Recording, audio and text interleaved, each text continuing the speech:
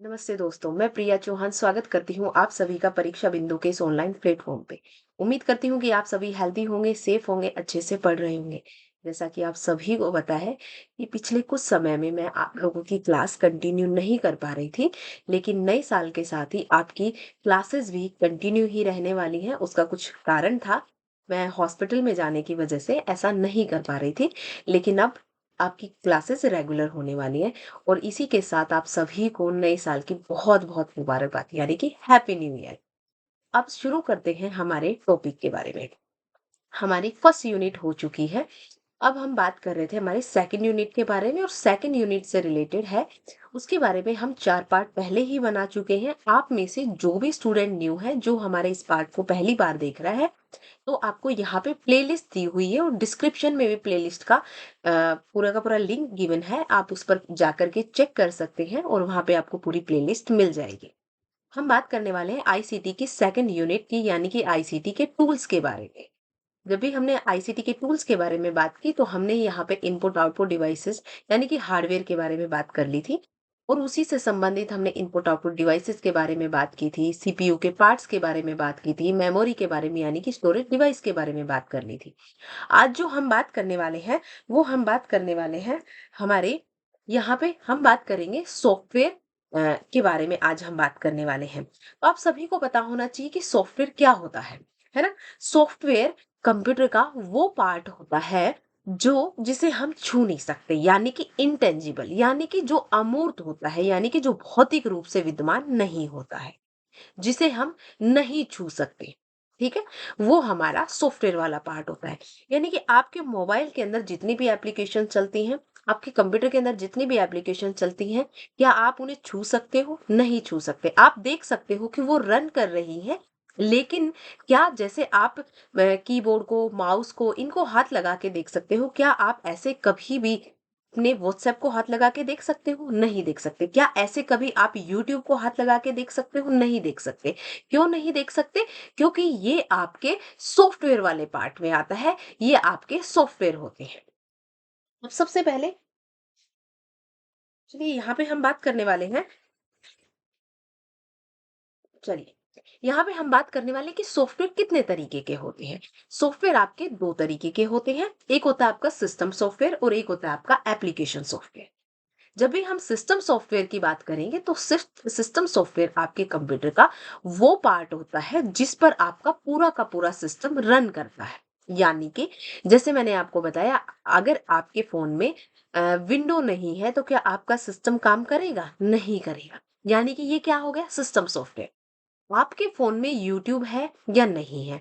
आपके कंप्यूटर में यूट्यूब है या नहीं है? क्या आपका कंप्यूटर काम करेगा? बिल्कुल करेगा। बाकी की जो भी उसकी वर्किंग है वो सारे के सारे काम वो करेगा। कौन से नहीं कर सकता? भाई इनका स्पेसिफिक यूज है। अगर आपको वीडियोस वगैरह देखनी है तो उसी के लिए आप यूट्यूब का यूज करोगे। अगर आपके फोन में या आपके लैपटॉप में या आपके सिस्टम में या आपके पीसी में अगर ये वाला क्या बोलते हैं व्हाट्सएप एप्लीकेशन नहीं है, तो क्या व्हाट्सएप एप्लीकेशन के बिना आपका सिस्टम बंद हो जाएगा? कभी नहीं होगा। यानी कि ये क्या हो गए? Application software. यानी कि एप्लीकेशन सॉफ्टवेयर वो सॉफ्टवेयर होते हैं जिनका कुछ स्पेसिफिक यूज होता है, जिनका कुछ स्पेशल यूज होता है। जबकि सिस्टम सॉफ्टवेयर वो सॉफ्टवेयर होते हैं जिस पर आपका पूरा का पूरा सिस्टम रन करता है, जैसे विंडो हो गया। ठीक है। अब यहीं पे कभी कभी आप कहीं कहीं किताबों में पढ़ोगे, सिस्टम इसके सॉफ्टवेयर के तीन टाइप पढ़ोगे। क्योंकि एक जो आपका यूटिलिटी सॉफ्टवेयर होता है जो कि सिस्टम सॉफ्टवेयर का ही भाग होता है, उसे कई बार थर्ड पार्ट के रूप में बता देते हैं कि सॉफ्टवेयर के तीन पार्ट होते हैं, जबकि सॉफ्टवेयर के दो ही पार्ट होते हैं, एक सिस्टम और एक एप्लीकेशन सॉफ्टवेयर है। ठीक है, एक आपका सिस्टम सॉफ्टवेयर, एक आपका एप्लीकेशन सॉफ्टवेयर। जो आपका यूटिलिटी सॉफ्टवेयर होता है वो सिस्टम सॉफ्टवेयर का ही होता है। ठीक है, इस चीज को आप याद रखिएगा। अब हम मैंने क्या बताया, सिस्टम सॉफ्टवेयर वो जिस पर आपका पूरा सिस्टम रन करता है। आपका सिस्टम का पूरा प्रोसेसिंग यानी कि उसकी कार्य प्रणाली उसी पर ही रन होती है या उसी के द्वारा नियंत्रित की जाती है। जब भी हम यहाँ पे अब सॉफ्टवेयर के डेफिनेशन की बात कर लेते हैं। सॉफ्टवेयर अगर आप इंग्लिश में याद करना चाहते हो, इंग्लिश वाले स्टूडेंट है, तो आप सिंपल सी भाषा में बोल सकते हैं सेट ऑफ प्रोग्राम्स। क्या बोल सकते हो? सेट ऑफ प्रोग्राम्स या प्रोग्राम्स का व्यवस्थित रूप होता है सॉफ्टवेयर। ठीक है, प्रोग्राम्स का व्यवस्थित रूप होता है सॉफ्टवेयर। ठीक है? तो यहाँ पे मैं बोल सकती हूँ कि प्रोग्राम का क्या होता है भाई, व्यवस्थित रूप होता है आपका सॉफ्टवेयर। आगे बात करते हैं सिस्टम सॉफ्टवेयर की। जब भी हम डेफिनेशन की बात करते हैं, मैंने आपको क्या बताया कि जो सॉफ्टवेयर होते हैं ये मुख्यतः आपके 2 प्रकार के हो गए, इनके बारे में मैंने आपको बता दिया था। ठीक है, अब सिस्टम सॉफ्टवेयर कौन सा होता है भाई, आपके जितने भी हार्डवेयर आपके कंप्यूटर से कनेक्टेड हैं वो किस तरीके से काम करेंगे, कैसे काम करेंगे, वो उनकी जो प्रोसेसिंग है, उनकी जो कार्य प्रणाली है, वो सारी की सारी आपके सिस्टम सॉफ्टवेयर पर ही डिपेंड करती है। तो मैं इसे बोल सकती हूँ कि ये मुख्यतः एक कंप्यूटर हार्डवेयर से संबंधित होते हैं। इनका उपयोग हार्डवेयर को चलाने तथा इनकी कार्य प्रणाली को नियंत्रित करने के लिए, आपके हार्डवेयर की प्रोसेसिंग के लिए और उसके कंट्रोल के लिए और उसके मैनेजमेंट के लिए आप सिस्टम सॉफ्टवेयर का यूज करते हैं। अब हम बात करते हैं सिस्टम सॉफ्टवेयर के टाइप की। जब हम सिस्टम सॉफ्टवेयर के टाइप की बात करते हैं, उसमें सबसे पहले टाइप की हम बात करने वाले ऑपरेटिंग सिस्टम की। यानी कि आप एक चीज ये समझ लो, आप अपने कंप्यूटर से, आप अपने लैपटॉप से जो इंटरेक्ट कर पाते हैं, या जो आपके बीच में एक माध्यम का काम करता है जिसके द्वारा कि कंप्यूटर आपकी बात को समझता है और आपको कंप्यूटर की बातें समझाता है, वो आपका ऑपरेटिंग सिस्टम ही होता है। यानी कि ऑपरेटिंग सिस्टम एक ऐसा इंटरफेस या एक ऐसा माध्यम प्रदान करता है जिसके द्वारा हम कंप्यूटर से कनेक्ट हो पाते हैं और उससे उसको प्रोसेसिंग के लिए जो भी हम इंस्ट्रक्शंस देते हैं वो उसे ले पाता है और उसको नियंत्रित भी करता है और उन्हें मैनेज भी करता है। सिस्टम सॉफ्टवेयर, ऑब्वियस सी बात है, क्या है ये एक सिस्टम सॉफ्टवेयर है। चलिए आगे बात करते हैं।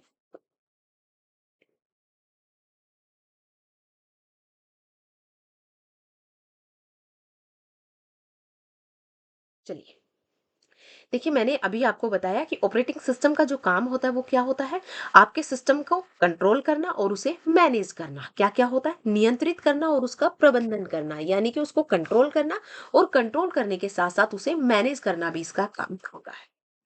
आगे बात करते हैं, ये हार्डवेयर तथा यूजर के बीच में एक इंटरफेस यानी कि एक ऐसा माध्यम प्रदान करता है जिसके माध्यम से हम कंप्यूटर से इंटरेक्ट हो पाते हैं या कंप्यूटर को अपने इंस्ट्रक्शंस दे पाते हैं। उसे सारी के सारा माध्यम किसके द्वारा प्रदान किया जाता है, ये ऑपरेटिंग सिस्टम के द्वारा ही प्रदान किया जाता है। आपसे कभी नहीं पूछेगा कि ऑपरेटिंग सिस्टम कितने प्रकार का होता है, लेकिन आपसे पूछ सकता है सीयूआई या जीयूआई की फुल फॉर्म आपको पता होनी चाहिए। सीयूआई यानी कि कॉमन यूजर इंटरफेस होता है। क्या होता है ये, कॉमन यूजर इंटरफेस। जबकि जीयूआई होता है ग्राफिकल यूजर इंटरफेस होता है। कौन सा होता है आपका, ग्राफिकल यूजर इंटरफेस होता है। और ये होता है आपका सीयूआई यानी कि common user interface. Common common नाम से ही पता चल रहा है, जैसे आपका पर्सनल कंप्यूटर जो कॉमन है, हर किसी के पास पर्सनली अवेलेबल रहता है, उसके अंदर कॉमन यूजर इंटरफेस का यूज किया जाता है। जबकि आपका ग्राफिकल यूजर इंटरफेस है, वो जनरली आपके जहाँ पे ग्राफिक्स वगैरह का काम किया जाता है वहां यूज किया जाता है। जैसे आपकी एमएस विंडो हो गई, लिनक्स हो गया, आपका मैक यानी कि एप्पल का होता है, मोबाइल ऑपरेटिंग सिस्टम हो गए, है ना, इन सब में क्या यूज किया जाता है, ग्राफिकल यूजर इंटरफेस यूज किया जाता है। आगे बात करते हैं डिवाइस ड्राइव। ये भी क्या है, एक सिस्टम सॉफ्टवेयर है। देखिए डिवाइस यानी कि कंप्यूटर से कनेक्टेड जो भी युक्तियां हैं, जो भी डिवाइसेस हैं। ड्राइव यानी कि वो चलती कैसे हैं, उनका इंस्टॉल कैसे होता है, वो कैसे जुड़ती हैं सिस्टम से। तो वो डिवाइस ड्राइव के माध्यम से ही आपके हार्डवेयर को किसके द्वारा जोड़ा जाता है, किससे जोड़ा जाता है, सिस्टम से जोड़ने के लिए डिवाइस ड्राइव की आवश्यकता होती है। तभी आपके जितने भी डिवाइसेस हैं, जितने भी उपकरण हैं जो कि आपके कंप्यूटर से संबंधित है, वो आपके चल पाएंगे और काम कर पाएंगे। चलिए, इनके बारे में ज्यादा जानने की जरूरत नहीं है, बहुत ज्यादा डीप में जाने की जरूरत नहीं है। ठीक है, आगे बात करते हैं लैंग्वेज ट्रांसलेटर यानी कि भाषा अनुवादक। लैंग्वेज ट्रांसलेटर को आप क्या बोल सकते हो, भाषा अनुवादक बोल सकते हो। देखिए सिंपल सी बात इतनी है कि कंप्यूटर जो होता है वो सिर्फ और सिर्फ मशीन लैंग्वेज समझता है। कौन सी लैंग्वेज समझता है, मशीन लैंग्वेज समझता है। और ये लो लेवल लैंग्वेज होती है। लैंग्वेज दो तरीके की होती है, एक आपकी लो लेवल लैंग्वेज और एक आपकी high level language. Low level language जो होती है वो लैंग्वेज वो होती है जिसे आपका कंप्यूटर समझता है। ठीक है, और जिसे हमारे लिए समझना थोड़ा सा मुश्किल होता है।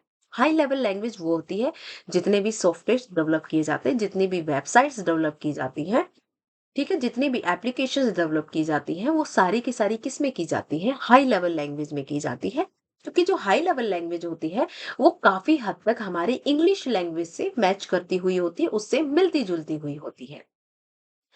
चलिए, अब देखिए लैंग्वेज ट्रांसलेटर की जरूरत क्यों पड़ी, क्योंकि कंप्यूटर हमारी भाषा नहीं समझता है और हम कंप्यूटर की भाषा नहीं समझते। क्योंकि कंप्यूटर सिर्फ और सिर्फ कौन सी समझता है, कंप्यूटर समझता है आपकी मशीन लैंग्वेज। कौन सी समझता है, मशीन लैंग्वेज समझता है। कौन सी समझता है, मशीन लैंग्वेज समझता है। और मशीन लैंग्वेज कौन सी होती है, आपकी मशीन लैंग्वेज होती है जीरो और वन वाली। कौन सी होती है, जीरो और वन। आपका कंप्यूटर जो जीरो और वन पर आधारित होता है उसे बाइनरी सिस्टम पर आधारित सिस्टम भी बोला जाता है। क्या बोला जाता है, बाइनरी सिस्टम, या फिर डिजिटल कंप्यूटर, या फिर आपका डिजिटल कंप्यूटर। देखिए सबका रीजन बताती हूँ ऐसा क्यों बोला जाता है। मशीन लैंग्वेज में दो डिजिट्स का यूज किया जाता है, यानी कि दो अंकों का यूज किया जाता है, जीरो और वन। अंकों को इंग्लिश में बोलते हैं डिजिट्स। क्योंकि ये जो डिजिट्स होती हैं, इसी वजह से कंप्यूटर को बोला जाता है डिजिटल कंप्यूटर, क्योंकि वो डिजिट यानी कि अंक, अंक कौन कौन से, जीरो और वन। इसे बाइनरी सिस्टम इसलिए बोला जाता है क्योंकि बाइनरी का मतलब होता है दो, जीरो और वन दो अंक होते हैं। और इन दो अंकों की वजह से आप अपने सिस्टम को बाइनरी सिस्टम भी बोल सकते हैं। आपका कंप्यूटर सिर्फ और सिर्फ जीरो और वन की भाषा समझता है। आप कोई भी सॉन्ग, आप कोई भी फोटो, आप कोई भी डॉक्यूमेंट, कोई भी डेटा जब भी आप अपने पीसी वगैरह में सेव करते हैं तो वो पीसी आपका हमेशा उसे जीरो और वन की फॉर्म में ही सेव करता है, यानी कि बाइनरी सिस्टम पर ही आधारित होता है और बाइनरी फॉर्म में ही आपका डेटा सेव करता है। डिजिट्स की फॉर्म में करता है, जीरो और वन की फॉर्म में करता है। ठीक है। चलिए अब आगे बात करते हैं। अब इसकी जरूरत क्यों है वो मैंने आपको बता दिया, क्योंकि कंप्यूटर हमारी भाषा नहीं समझता और हम कंप्यूटर की भाषा नहीं समझते हैं। तो जो लैंग्वेज ट्रांसलेटर होता है वो क्या करता है, हाई लेवल लैंग्वेज को मशीन लेवल लैंग्वेज में चेंज कर देता है। इसमें चेंज कर देता है, हाई लेवल लैंग्वेज को मशीन लैंग्वेज में चेंज कर देता है। ठीक है। और असेंबलर होता है जो असेंबली लैंग्वेज को मशीन लैंग्वेज में चेंज कर देता है। यानी कि ट्रांसलेटर का सिंपल सा काम होता है कि हाई लेवल लैंग्वेज को मशीन में चेंज करना, मशीन को हाई लेवल में चेंज करना, असेंबली को मशीन में चेंज करना और मशीन लैंग्वेज को असेंबली में चेंज करना। ट्रांसलेटर यानी कि अनुवादक। ठीक है।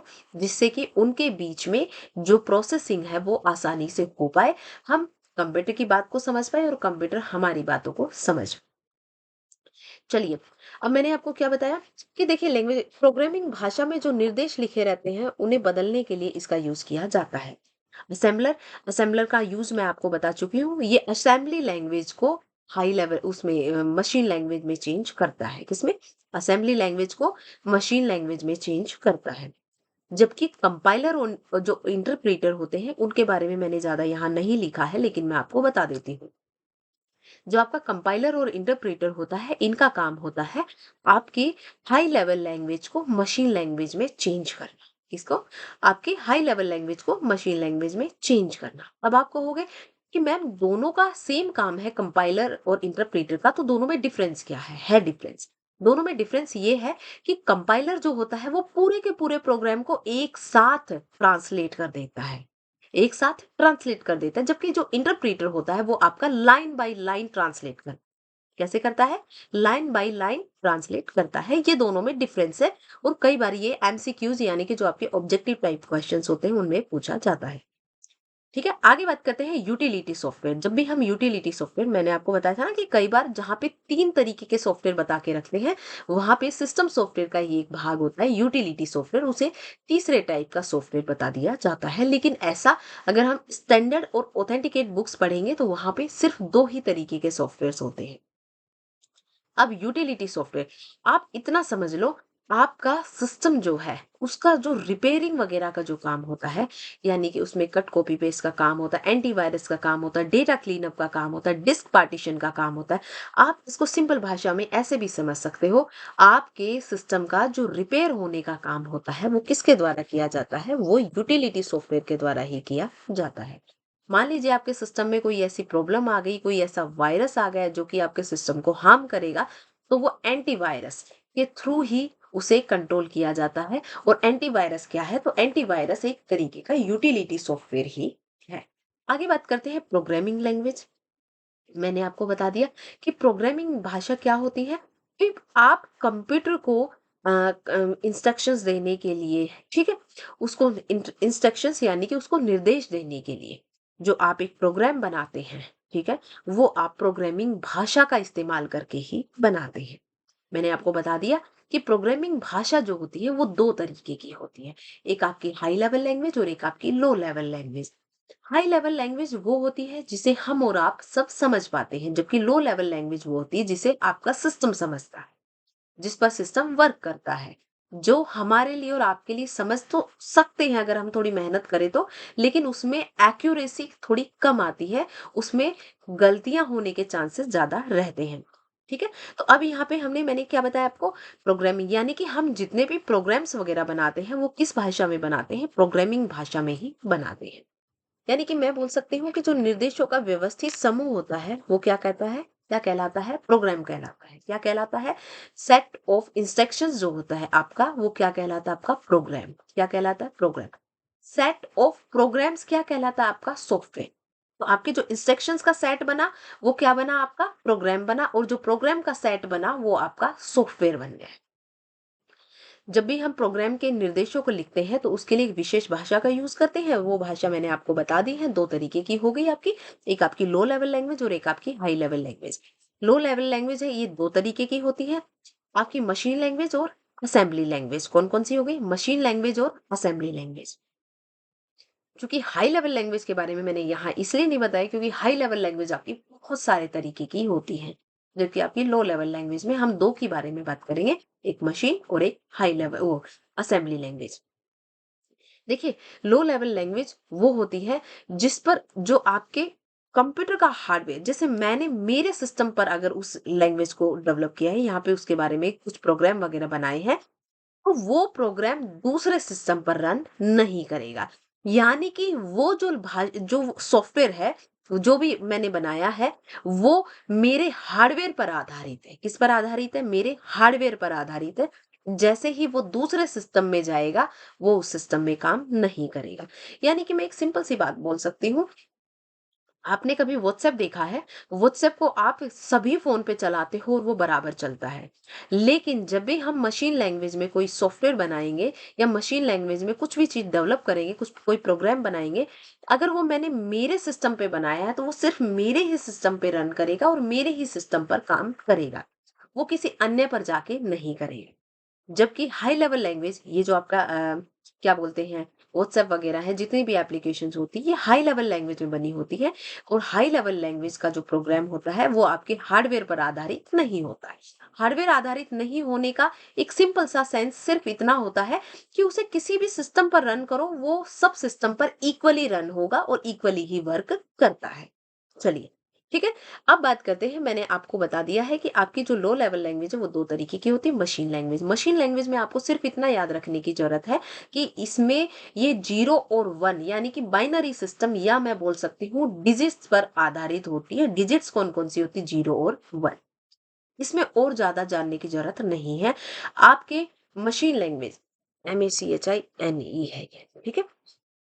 जब भी हम मशीन हमने हाई लेवल लैंग्वेज में जो भी उसे इंस्ट्रक्शंस दिए हैं वो मशीन लेवल लैंग्वेज में किसके माध्यम से वो होते ट्रांसलेट, तो वो होते इंटरप्रेटर और कंपाइलर के माध्यम से। मैं दोनों ही आपको बता चुकी हूँ। चलिए आगे बात करते हैं। आगे हम बात करते हैं असेंबली लैंग्वेज की। जब हम असेंबली लैंग्वेज की बात करते हैं तो देखिए कुछ ना कुछ समस्या हमारी हाई लेवल लैंग्वेज में भी रह जाती है। तो जो समस्या हमारी हाई लेवल लैंग्वेज नहीं, सॉरी, मशीन लैंग्वेज में भी रह जाती है, तो जो समस्या हमारी मशीन लेवल लैंग्वेज में रही है, उन सभी समस्याओं के समाधान के लिए या उनके प्रॉब्लम सॉल्यूशन के लिए कौन सी लैंग्वेज बनाई गई? असेंबली लैंग्वेज बनाई गई। तो इसका सिंपल सा है कि भाई ये मशीन लेवल लैंग्वेज की सारी की सारी समस्याओं को दूर करने के लिए असेंबली लैंग्वेज बनाई गई थी। जिस तरीके से मशीन लैंग्वेज में हम 0 और 1 डिजिट का यूज करते हैं, उसी तरीके से हमारी असेंबली लैंग्वेज में न्यूमोनिक कोड का यूज किया जाता है। किसका यूज किया जाता है? न्यूमोनिक कोड का यूज किया जाता है। सिंपली आपसे ये क्वेश्चन बहुत बार पूछ लिया जाता है। सिर्फ आईसीटी आपके यहाँ पहली बार आने वाला है, बाकी के ये जो पार्ट गिवन है ये आपका लगभग आधे कंप्यूटर को कवर कर लेता है और उसमें ये क्वेश्चन बहुत बार पूछा जाता है कि असेंबली लैंग्वेज है उसमें वो किस पर आधारित होती है या किसका यूज किया जाता है। तो इसमें न्यूमोनिक कोड का यूज किया जाता है, जबकि आपके जो मशीन लैंग्वेज है वो बाइनरी सिस्टम पर आधारित होती है, यानी कि 0 और 1 पर आधारित होती है। जो हमारा कंप्यूटर है वो केवल मशीन भाषा को समझता है और मशीन भाषा को हमारे कंप्यूटर की भाषा में बदलने के लिए, यानी कि मशीन भाषा में उसमें असेंबली को मशीन भाषा में बदलने के लिए असेंबलर का यूज किया जाता है। और असेंबलर क्या है? एक भाषा अनुवादक है, यानी कि लैंग्वेज ट्रांसलेटर है। ये असेंबली लैंग्वेज को मशीन लैंग्वेज में चेंज कर देता है। तो यहाँ पर मैंने लिखा हुआ असेंबली टू मशीन, कौन चेंज करता है? असेंबलर करता है। कौन करता है भाई? असेंबलर करता है। आगे बात करते हैं high level language. High level language वो लैंग्वेज होती है, देखिए इसका जो ये भाषा क्यों बनाई गई थी? इस भाषा को बनाया गया था जो भी काम हम असेंबली में नहीं कर पाते हैं, असेंबली भाषा में जो समस्याएं रह गई, तो उन्हें हम हाई लेवल लैंग्वेज के माध्यम से दूर कर सकते हैं। इसके माध्यम से हाई लेवल लैंग्वेज के माध्यम से दूर कर सकते हैं। उसी के प्रॉब्लम सॉल्यूशन के लिए या उसी की समस्याओं के समाधान के लिए हमने हाई लेवल लैंग्वेज बनाई। ये हार्डवेयर पर आधारित नहीं होती है। मैंने आपको क्या कहा कि जैसे हमारी लो लेवल लैंग्वेज है वो हार्डवेयर पर आधारित होती है, यानी कि अगर मैंने असेंबली या मशीन भाषा में कोई प्रोग्राम बनाया है तो वो दूसरे सिस्टम पर रन नहीं करेगा, क्योंकि वो मेरे ही हार्डवेयर पर चलेगा। जबकि हाई लेवल लैंग्वेज है, जैसे मैंने अगर कोई एप्लीकेशन बना दी है, जैसे व्हाट्सएप एक एप्लीकेशन बन गई है, तो आप देखते हो वो सभी सिस्टम पर इक्वली रन करती है। वो क्या है? वो हाई लेवल लैंग्वेज में बनी हुई होती है। यानी कि मैं बोल सकती हूँ कि ये हार्डवेयर पर आधारित नहीं होती है। क्या बोल सकती हूँ? कि ये हार्डवेयर पर आधारित नहीं होती है। क्या बोल सकते हैं? कि ये हार्डवेयर पर आधारित नहीं होती है। चलिए आगे बात करते हैं। ठीक है, इसमें बनाए हुए प्रोग्राम्स को सभी सिस्टम पर समान रूप से चलाया जा सकता है। ठीक है, और इसमें जितने भी निर्देश जो होते हैं वो कंपाइलर और इंटरप्रेटर की सहायता से ट्रांसलेट किए जाते हैं। मैंने क्या कहा? जब भी हाई लेवल लैंग्वेज को मशीन लैंग्वेज में हम ट्रांसलेट करेंगे, वो किसके माध्यम से करते हैं? तो वो हम करते हैं कंपाइलर और इंटरप्रेटर के माध्यम से, क्योंकि कंप्यूटर हमारी भाषा नहीं समझता है, वो केवल मशीन भाषा समझता है। ठीक है, अब जैसे सी लेवल लैंग्वेज है, ये भी क्या है? High level language. Java, C plus plus, HTML, है ना, प्रोलोग, फोर्ट्रन, बेसिक, एसक्यूएल, ये सारे के सारे क्या है? ये सारी की सारी हाई लेवल लैंग्वेजेस हैं। लेकिन मैंने इनके बारे में ज्यादा डिटेल में नहीं बताया है, क्योंकि इनके बारे में डिटेल्स में तो आपसे पूछेगा ही नहीं। बस आपको इतना पता होना चाहिए, बहुत सी बार वो पूछ लेता है कि सी लेवल लैंग्वेज है या सी लैंग्वेज है, इसके डेवलपर कौन है या किसके द्वारा ये बनाई गई थी। ठीक है, तो ये बनाई गई थी डेनिस रिची के द्वारा और इसे बेल लेबोरेटरी में बनाया गया है। चूंकि यहाँ पे मैंने नहीं लिखा है इसलिए मैं आपको बता देती हूँ कि इसे बेल लेबोरेटरी में बनाया गया था और डेनिस रिची इसके डेवलपर हैं। फिर आपकी जावा हो गई, सी प्लस प्लस हो गई। कुछ आपकी हाई लेवल लैंग्वेज ऐसी होती है जिनकी आपसे फुल फॉर्म पूछी जाती है, जैसे HTML, यानी कि हाइपर टेक्स्ट मार्कअप लैंग्वेज। इसकी फुल फॉर्म बहुत ज्यादा पूछी जाती है आपसे, हाइपर टेक्स्ट मार्कअप लैंग्वेज। आपकी जितनी भी वेबसाइट्स होती हैं उनका जो होम पेज होता है वो जनरली HTML में ही डेवलप किया जाता है या उसी के थ्रू डिजाइन किया जाता है। फिर आपकी प्रोलोग। प्रोलोग यानी कि ये आपका एब्रीवेशन है, इसका पूर्ण रूप यानी कि इसकी फुल फॉर्म क्या है? तो वो है प्रोग्रामिंग लैंग्वेज। प्रो यानी कि प्रोग्रामिंग, लोग यानी कि लॉजिक। आप इसे बोल सकते हैं प्रोग्रामिंग लॉजिक। अब ये क्या होती है? तो भाई ये आर्टिफिशियल इंटेलिजेंस पर आधारित होती है या कृत्रिम बुद्धि पर आधारित होती है, आप इसे बोल सकते हैं। ये आर्टिफिशियल इंटेलिजेंस पर आधारित एक भाषा है, programming logic. Programming logic, prologue. फिर बात करते फोर्ट्रन। फोर्ट्रन का नाम मैंने इसलिए लिखा है क्योंकि ये आपकी पहली हाई लेवल लैंग्वेज है। क्या है? ये आपकी पहली हाई लेवल लैंग्वेज है फोर्ट्रन। फोर्ट्रन का मतलब क्या है? फोर यानी कि फॉर्मूला, ट्रन यानी कि ट्रांसलेशन। Formula, translation. और ये क्या है? आपकी प्रथम हाई लेवल लैंग्वेज है। क्या है? ये आपकी फर्स्ट हाई लेवल लैंग्वेज है। ठीक है, आगे बात करते हैं बेसिक। आपसे इनकी फुल फॉर्म पूछ सकता है या आपसे पूछ सकता है पहली हाई लेवल लैंग्वेज कौन सी है। फिर आती है आपकी बेसिक, यानी कि beginners, beginners all purpose symbolic instruction code.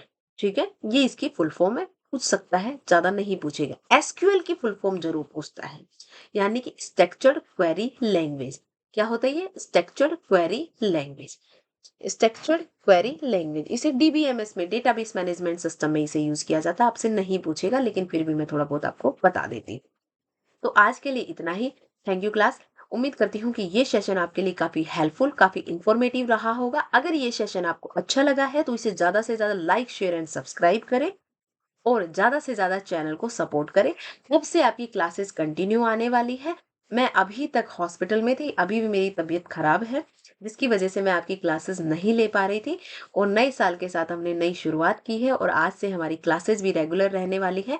और हम फर्स्ट जो हमारी यूनिट कंप्लीट हुई है उसके लाइव सेशन के थ्रू क्वेश्चंस की सीरीज लेके आने वाले हैं। यहाँ पे थंबनेल लगा दिया जाएगा और उसी के शेड्यूल के साथ आप क्लास को जरूर ज्वाइन करें। तो आज के लिए इतना ही। Thank you class. बाकी की बातें करेंगे नेक्स्ट सेशन में।